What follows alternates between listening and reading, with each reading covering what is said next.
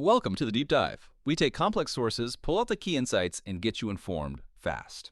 Today we're looking at something pretty striking in finance, this idea that only about, 15% of traders actually make money, while a huge 85% lose.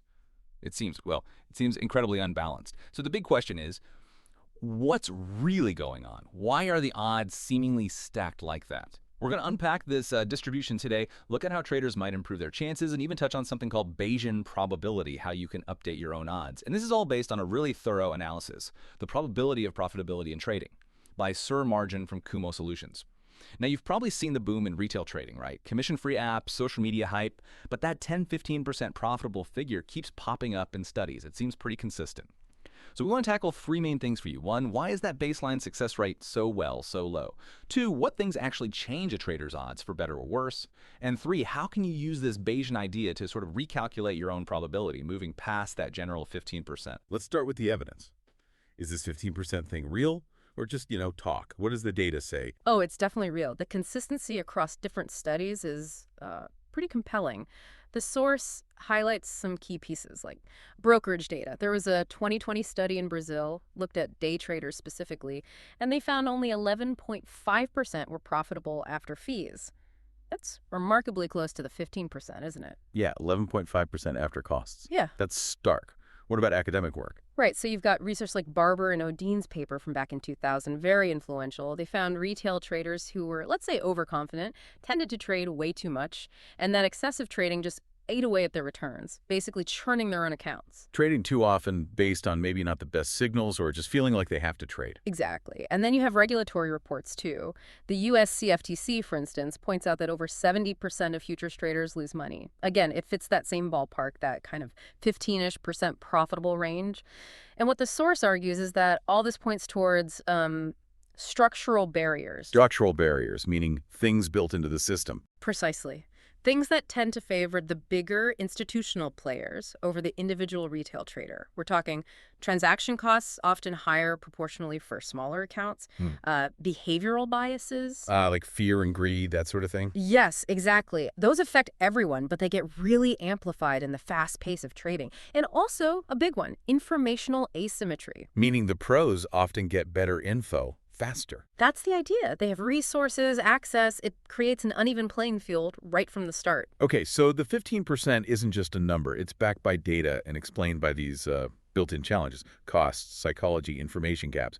But the crucial thing for anyone listening who trades or wants to is, can you beat that baseline? Is 15% destiny? No, absolutely not. That's the key takeaway. The 15% is like the starting point for the average, maybe unprepared trader. But the source identifies factors that can seriously shift your personal odds. This is where it gets interesting. Like the actionable stuff. What makes the difference? First up, strategy and edge. This is huge. If someone's just randomly clicking buttons, what the source calls random trading, well, the success rate is tiny, like 5%. Basically gambling. Just noise trading, hoping for the best. Exactly. But contrast that with traders using back-tested systems. These are strategies with some statistical validation behind them. Think trend following. Riding a market move. Yeah, or mean reversion betting things will snap back to the average. For traders using these validated approaches, the success rates mentioned jump significantly, maybe 20%, up to even 50%. Wow, that's a massive difference from 5% to potentially 50% just by having a tested plan. It really underscores that having some kind of edge, some methodology is critical. It's not just helpful, it's almost necessary. Okay, strategy's key. What else? Next, risk management. This is absolutely paramount. Can't stress this enough. The source talks about poor risk control, like traders risking, say, more than 5% of their capital on a single trade. That sounds high. What happens then? Well, think about it. Just 5 losses in a row, and that happens, even to good traders, could wipe out around 25% of your capital. Boom. Ouch. Hard to come back from that. Very hard. Compare that to someone practicing optimal risk. Usually that means risking maybe 1% or 2% per trade. It's much more conservative, yes, but it allows you to survive drawdowns, to stay in the game longer. It gives your strategy, your edge, time to actually play out over many trades. Survival is key to eventual profitability. Makes sense. You can't win if you're knocked out early. What about the market itself? Does that play a role? Definitely. Market conditions matter. The source talks about different market regimes, like a strong bull market. That's generally good weather for trend-following strategy. Sure, just ride the wave up. Right. but high volatility. That might be great for quick scalpers, people grabbing tiny profits rapidly, Yeah. but it can absolutely crush traders who aren't prepared for those sharp swings. So you need the right strategy for the current market. Yes, and crucially, you need to recognize when the market changes a regime shift. A moving average strategy that worked great in a smooth trend might just chop you up in a sideways, messy market. So adaptability is key there too. Absolutely. You can't just stick blindly to one thing if the environment changes. Okay, strategy, risk, market conditions. Mm-hmm. What's the last big factor? The one we touched on earlier. Psychological discipline. This is often the hardest. Overtrading is a classic problem. There was a study mentioned, 2021, Nature Human Behavior, found that emotional trading based on impulse, fear, excitement, rather than a plan, slashes returns by about 30%. 30%? Just from letting emotions drive the decisions. It's huge. It's that revenge trading after a loss or getting euphoric after a win and taking silly risks. Yeah, I can see that. And you mentioned bias earlier. Right, confirmation bias. This is where traders tend to focus on information that confirms their existing beliefs or trades. They might overweight their winners in their memory and kind of ignore or explain away the losers. So they think they're doing better than they actually are. Exactly. It skews their self-assessment, makes it really hard to learn from mistakes and improve objectively. Okay, that paints a much clearer picture. It's not just about being smart. It's strategy, discipline, risk control, adapting. It feels much less like random chance now. Yeah. So we know the baseline is tough. We know what factors improve the odds. Now, this Bayesian thing, you said it's about reevaluating your own odds. How does that work? Sounds a bit complex. It sounds complex, but the concept is actually quite intuitive. Bayes' theorem is basically a way to formally update your beliefs when you get new evidence. Think of it like this. Your starting point is the prior belief. That would be the 15% industry average we started with. Exactly. That's P, success, your initial guess before you know anything specific about you. Then you start trading and you gather data, your actual results.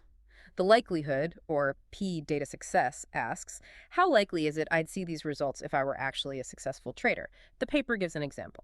Say a trader makes profit in 3 out of 4 months. That's pretty good data, right? Right. About a 75% monthly win rate over that short period.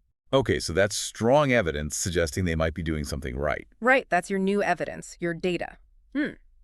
Now, Bayes' theorem combines your prior belief, the 15%, with the likelihood of seeing your data, and it spits out the posterior probability success data.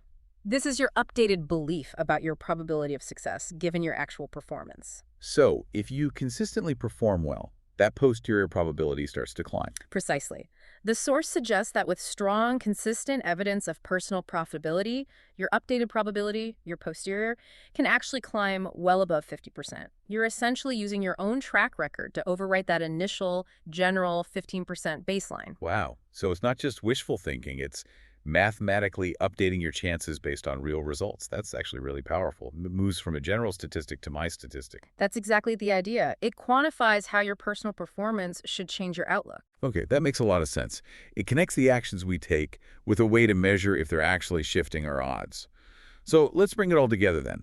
For listeners who want to move away from that tough 15% baseline and towards that, 30, 50% or even higher range that seems possible, what's the practical game plan? What are the steps?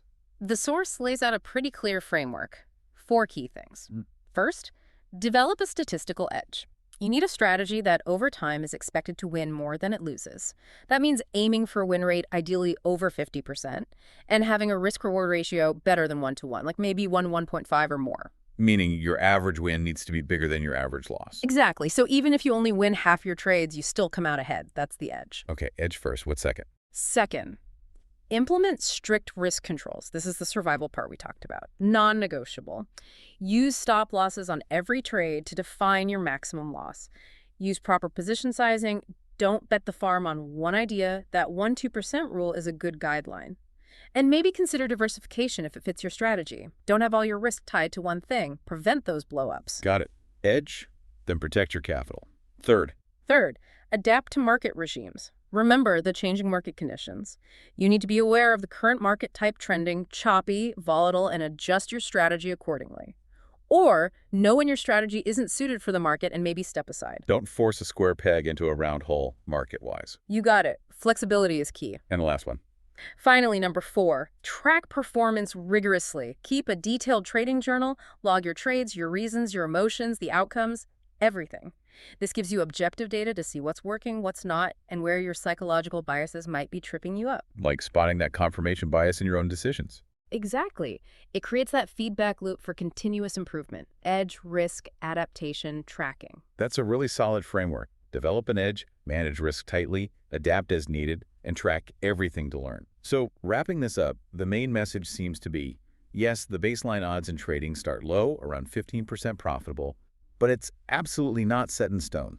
Disciplined traders can definitely improve their chances. Precisely. It boils down to those levers, using tested strategies, which could push success rates towards that 20–50% range. Managing risk like your life depends on it, because your trading capital certainly does, to avoid those catastrophic blowups. And importantly, using your own results, maybe even thinking in that Bayesian way, to update your belief about your own potential as you gather evidence. It really reinforces that knowledge, discipline, and honest self-assessment are critical here. Understanding the stats and the psychology is power. Now, just before we finish looking ahead, the source mentioned future research directions. What's on the horizon for understanding this stuff? Yeah, it raised a really interesting point about the future impact of algorithmic trading and AI tools. As these technologies get more powerful and maybe even more widespread, how will they affect these probabilities? Good question. Will AI level the playing field for retail traders? Or maybe make it even harder to compete against sophisticated algorithms? Exactly. Will that 15% baseline shift? And if so, which way? It's something to think about, how technology might continue to reshape this whole landscape of trading success in the coming years. A fascinating thought to end on. Will the machines change the odds? We'll have to see. Thanks for breaking all that down. My pleasure.